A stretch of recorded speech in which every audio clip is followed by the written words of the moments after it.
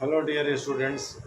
मेरा नाम अनिल कुमार श्रीवास्तव। आप सभी लोगों को पता होगा कि जस्टिन ट्रूडो जब कनाडा के प्रधानमंत्री थे तो उन्होंने निचले सदन में बहुमत प्राप्त कर सरकार चलाने के लिए वहाँ के खालिस्तान सपोर्टर जगमीत सिंह की पार्टी न्यू डेमोक्रेटिक पार्टी का समर्थन लिया था।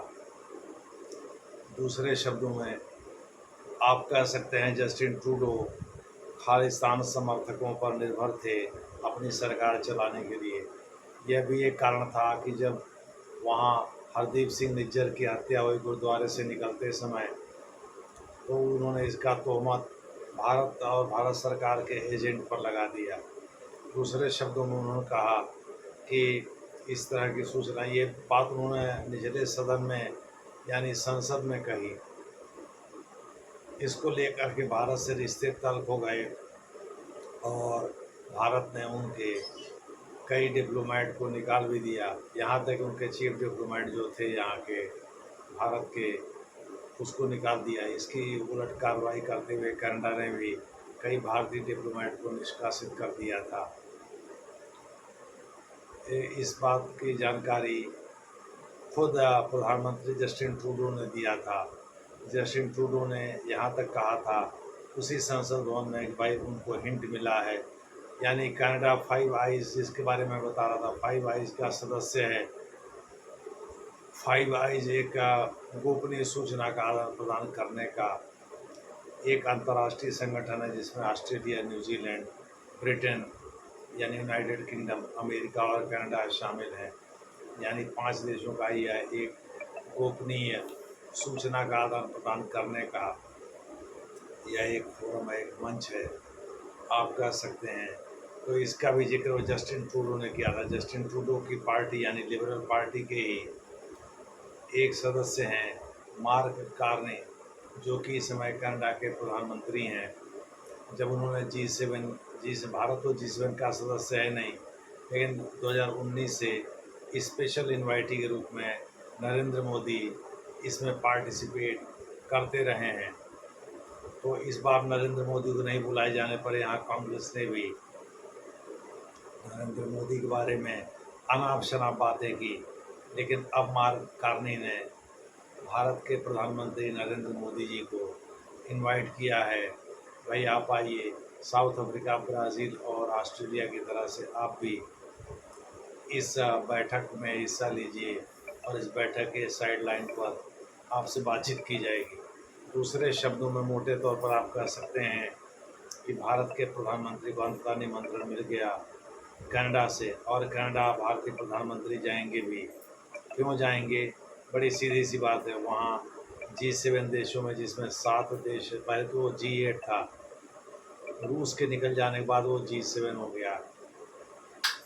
पहले तो रूस भी इसमें शामिल था बीच में कुछ समय के लिए, 1975 में यह अस्तित्व में आया था, संभवतः मार्च में। उसके बाद से G7 देश इंडस्ट्रियलाइज जो भी औद्योगिक रूप से अग्रणी देश हैं, उनका एक संगठन है। इसमें अमेरिका भी है। अमेरिका के सपोर्टर जापान और अन्य कनाडा भी हैं।